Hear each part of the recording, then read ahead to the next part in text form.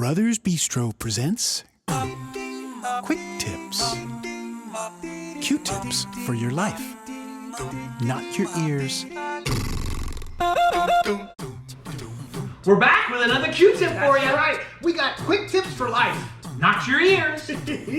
Now we're going to talk about lemon squeezing or juicing, right? Yeah. So we're going to cut this bad boy in half because we're going to pretend like we want to juice this thing, right? You get the flesh showing on both sides. Right. And then let's show them how we use this bad boy. Well, we used to do it like this. Because that seems kind of intuitive, right? Right. When you squish it in there, that's not it. You got to turn it upside down so that the flesh is pointed towards the holes on the bottom. And when you squeeze it, then squeeze is easy and the juice comes out right out the bottom because that's where the flesh is. That's right. Pretty cool. Q-tips. Brothers Bistro. Out.